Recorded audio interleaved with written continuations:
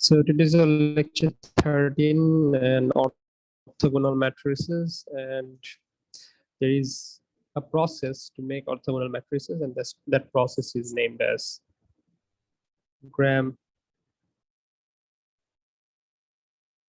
Schimdt process.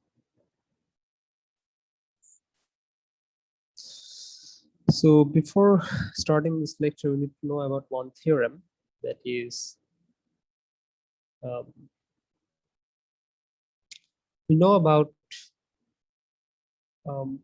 perpendicular unit vectors, right? So in case of 3D coordinate system, this system can be best described as the combination of three bases. Those three bases are 1, 0, 0, 0, 1, 0, and 0, 0, 1.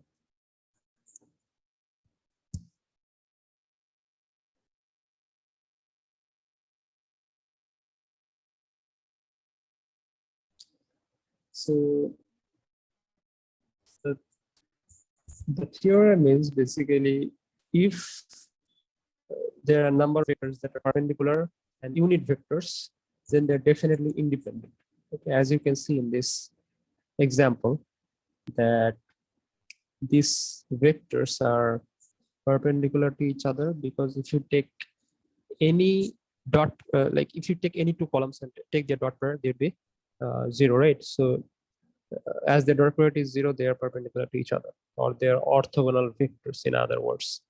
So these columns, if they are perpendicular unit vectors, then they're definitely independent, and that makes sense. So these perpendicular unit vectors are also named as orthonormal vectors. Okay, so orthonormal vectors. So why these are called orthonormal vectors? Because in the video, like I'm writing, but it is responding after a few seconds. Okay. So why does it call orthonormal vectors? Because first of all, they're orthogonal to each other, and they're normalized. That means they're unit vectors. So whenever some vectors are orthogonal to each other and they're unit vectors, then they would be called as orthonormal vectors. And orthonormal vectors are denoted as Q. So it can be Q1, Q2 up to Q2. So there is a property that if you take dot product of these orthonormal vectors, so if there are two orthonormal vectors, Qi and Qj, yes, Rafi, you asked a question. Are the orthonormal vectors like a set of vectors, or they are like a relation between a set of vectors? Can you come again? I couldn't understand. Like, your voice broke up. Sir, the orthonormal vectors, they are a set of vectors or a relation among a set of vectors? Orthonormal vector, as I said in the previous classes, that orthogonality depends on reference, right? So there should be the orthonormality is basically a relation, the name of a relation. So the later one, as you said, that this is basically orthonormal vectors. So there should be a particular characteristics between those vectors. So it is basically the relationship between them. All right. So if you take two vectors Qi and Qj, and if you take dot product, so So these are orthonormal vectors, qi and qj. Okay. So their dot product would be 0 if they are not the same vector, and it should be 1 if they are the same vector. All right. And if you take a set of orthonormal vectors and if you put them inside a matrix like this, so let's say you're putting all these, or you're arranging all these vectors, orthonormal vectors, inside a matrix, then this matrix would be called as orthonormal matrix. First of all, they should be called as orthonormal matrix. And if this matrix is square, then this would be called as orthogonal matrix.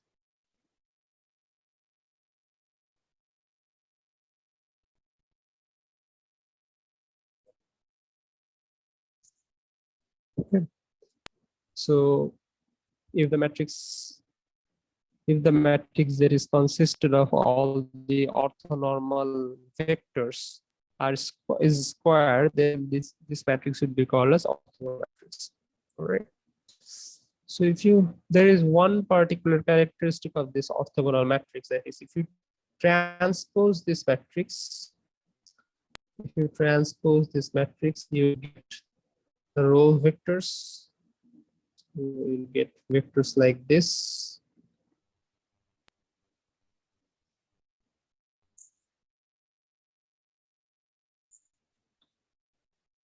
And if you take the dot product between them, that means q transpose q,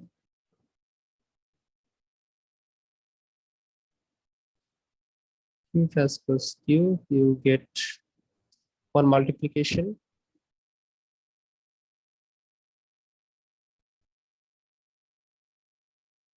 like this.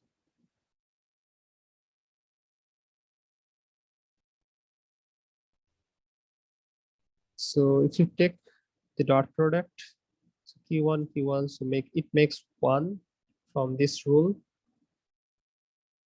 at the diagonal, at the top of the diagonal, and for qn it it creates another one at the bottom of the diagonal, right? So as you can guess, you'll get all ones at the diagonals and all zeros from this rule at the other entries. So what is this? What matrix is this? Can you guess? In which matrix there are all ones at the diagonals? The identity matrix. So q transpose q is basically identity matrix.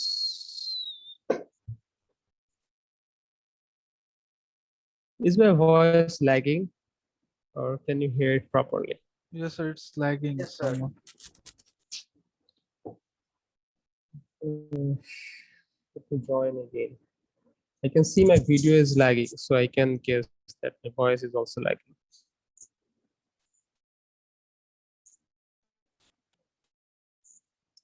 Give me a second.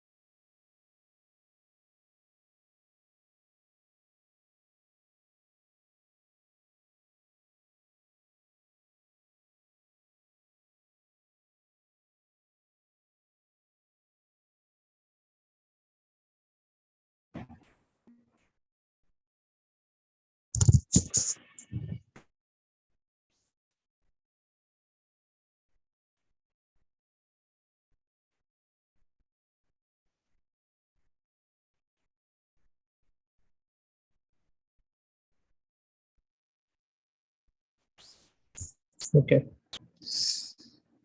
So this is one particular characteristic of the orthogonal matrix. And if this is square, if Q is square, then Q transpose Q is equals to I. And from this, actually, we get that Q transpose equals to Q inverse.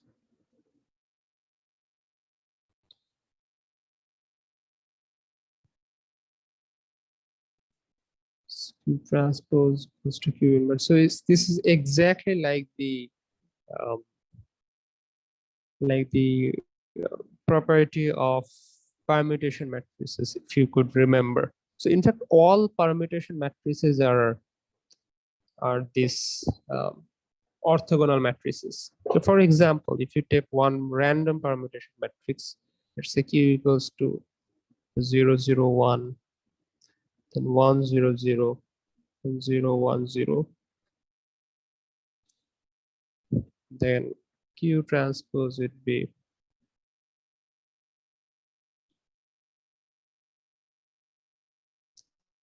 0, 0, 1, 1, 0, 0, and 0, 1, 0. And if you take their dot product, you'd get 1, 1, 1, and 0 at the other places.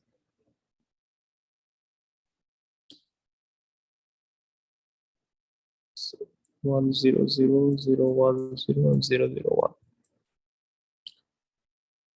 So this is one identity matrix. There can be some other examples of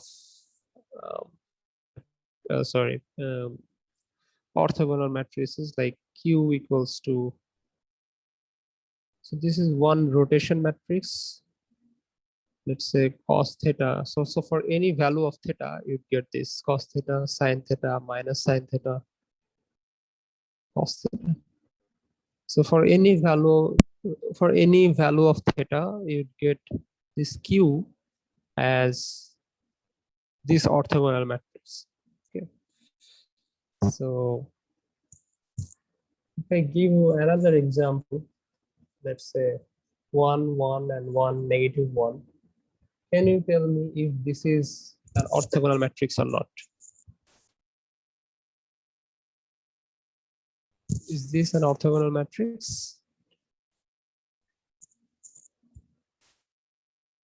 No, sir. Why? The vectors are not unit vectors.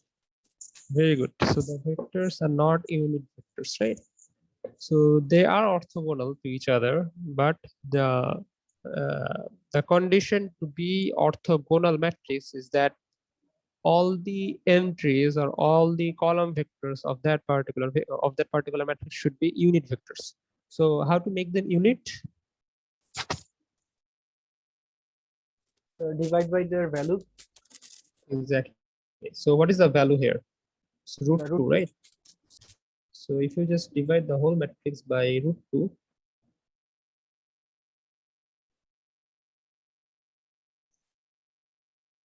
then you'll get one orthogonal vector.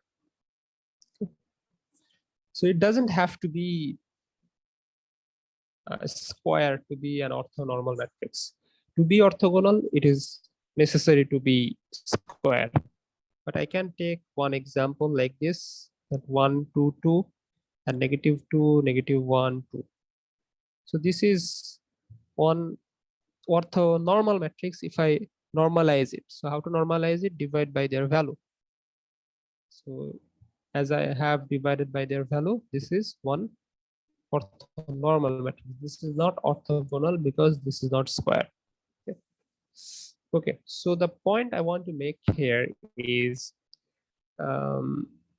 we saw that if we had a column space like this, so let's say this is the column space of A, and we had a vector, any vector B that is not inside that column space. So what we did is that we took projection onto this and we found this projection P. We found this error. So in this case, the projection matrix P was, so the projection matrix P was A, A transpose A, inverse A transpose, right? This was the formula for the projection matrix. So if we had a column space created Q or any orthogonal matrix, this would be CQ. And in that case, the projection matrix P would be Q into Q transpose Q inverse Q transpose, right? And as I said, Q transpose Q is the identity matrix, so it should be Q, Q transpose. So as you can see, the calculation has become really easy. And in fact, if the matrix is square, this would be I if Q is square. As I said in the very first part of this lecture, that all orthogonal, or sorry, all perpendicular unit vectors are independent. So as it is independent and as it is square, it can basically span the whole vector space. So as it can span the whole vector space, um, the um, the projection would be basically the same vector, right? So what do you know about the projection? P equals to projection matrix into B. So as it can span the whole vector space, it is basically B. So you do not need to project it at all, right? So if you could remember our previous equation, that what we tried to solve Ax equals to B, we couldn't solve Ax equals to B. So what we did, we basically multiply both part of the equation by A transpose. So A transpose Ax cap equals to A transpose B.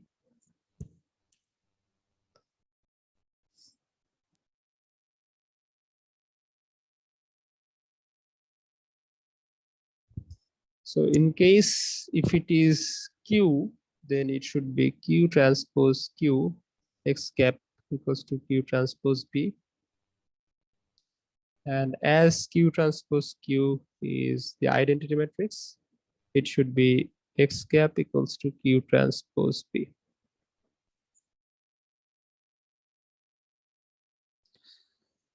So the projection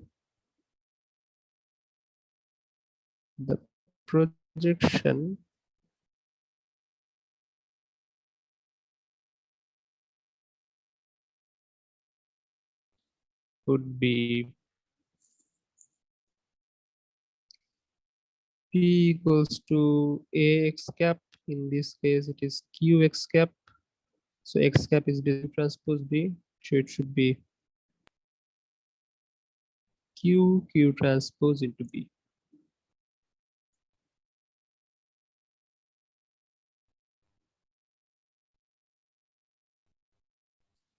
So Q transpose is basically I if it is square. So it should be the original vector if Q is square.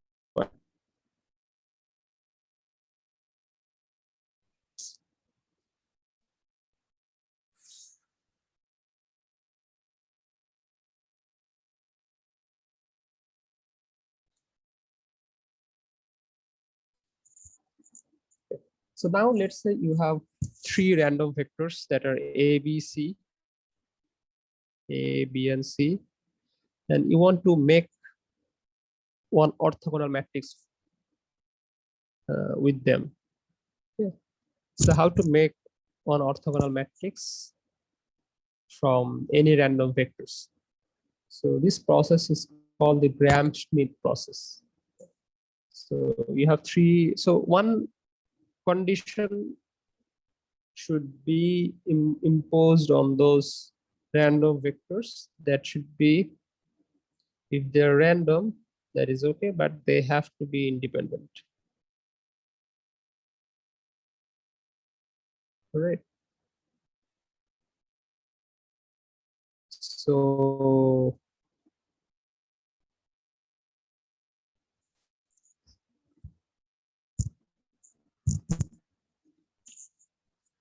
what we intend to do is that we're trying to construct three orthonormal vectors to make one orthogonal matrix out of any random vector.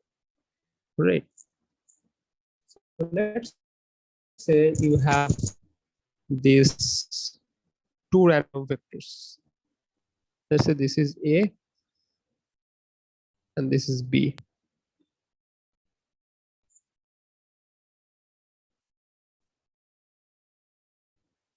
Okay.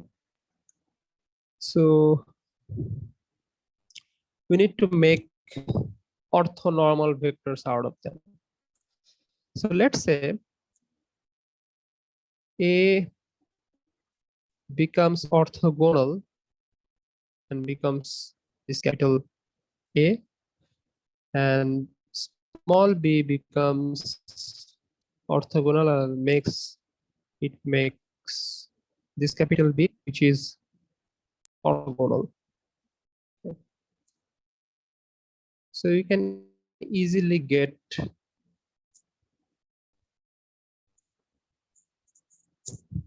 orthonormal vectors out of them.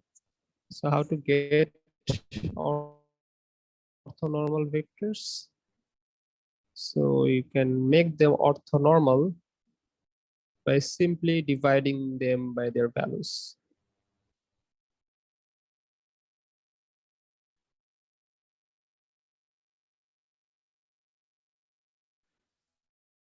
Makes sense? So we're working with two vectors first. So let's say A is our reference point, this small a. So let's say this A is basically capital A. Right. So if this A is capital A, then we need to make this B as capital B, which is orthogonal to A. So how to make it orthogonal to onto A? So as you all know from the previous lectures, that this B has two parts onto A. What are those? So if this is A and if this is B, if you project onto A from B, there are two parts here. That is the projection part, and that is the error part. Right. And from the vector addition, you know that B equals to P plus C. So which part here is perpendicular to A? The error part. So the error is basically perpendicular to A. So from this relation, we know that there is already a perpendicular part from B to A, which is the error, and we only need this part. And how do we get this part? So if we think about the projection part, so this is basically the projection part of B, which is, let's say this is B. And conceptually, this error is basically our desired vector, our desired orthogonal vector B. So what is E? We know that E is basically, from this equation, the difference between the original vector and the projection. So B minus P, right? And P is, this projection is basically B minus AX cap. P has the equation of AX cap. So we could write that B minus AX cap. And what is this X cap? So from a previous knowledge, we know that X cap has this particular equation, A transpose B divided by A transpose A. So it should be B minus A into A transpose B divided by A transpose A.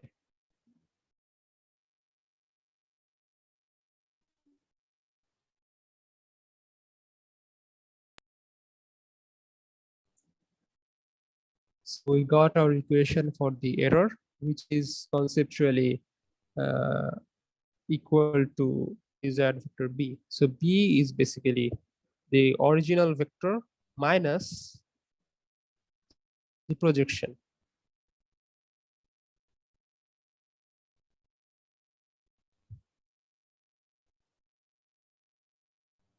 Right.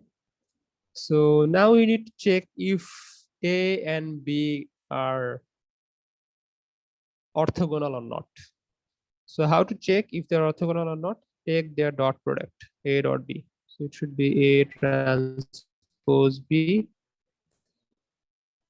So A transpose B has this equation, B minus A into A transpose B divided by A transpose A. If you simplify it, you would get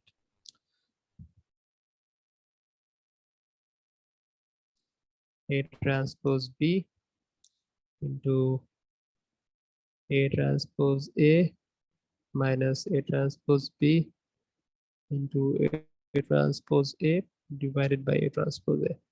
So the denominator part gives you 0. So the dot product is 0. All right. So they are perpendicular to each other. And let's say you have another vector C.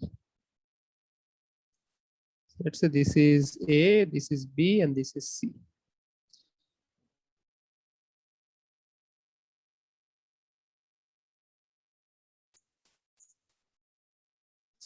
So you already know how to make A and B, how to make two orthogonal vectors out of them. Now, let's say we have another vector C. So how to make it orthogonal to both A and B? So similar concept. It has two parts here, which is the error part and the projection part. Let's say this is E1. And onto this, onto B, this has also the error part and the projection part. So what you need to do is that you need to subtract this projection part from the C to get the only the error part, which is conceptually the perpendicularity between any two vectors, right? So from the previous concept, we know that this error vector here, or the projection here between A and C, it should be A transpose C divided by A transpose A into A, and this part here is basically C divided by B transpose B into B. So if you just subtract it from the original vector C, you would get only these error parts, which is the capital C. So the capital C would be the original vector C minus those projection part. So it should be A transpose C divided by A transpose A into A minus this B transpose B So B transpose C divided by B transpose B into B. Now you need to check if this C is both perpendicular to A and B. So you check A dot C first, or you check A transpose C if it is 0 or not, and then check B transpose C if it is 0 or not. So if I give you, okay, one last part is there. So you have made the orthogonal vectors. So how to make them orthonormal? So what should be the last step? Can anyone help? Divide them by their values. Divided by the value. Exactly. So you can make Q1 out of A by divided by its value, Q2 divide B by its value, and Q3 divide C by its value. So how to make an orthogonal matrix from them? You just arrange them inside one matrix.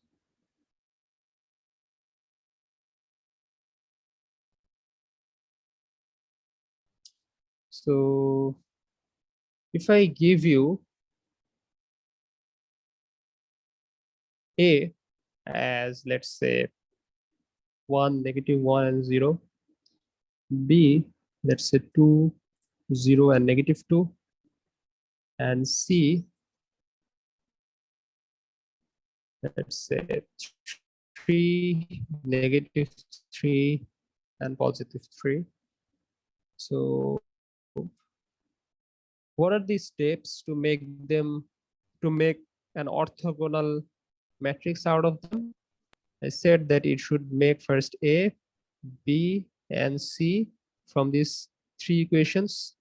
Sorry, not this one, this one, this one, this one, and this one. So these are the three equations to make the orthogonal matrices, and from them, from this A you can get Q1, from this B you get Q2, from C you get Q3, and from Q1, Q2, Q3 you get this Q. So this is basically the Gram-Schmidt process. So any questions?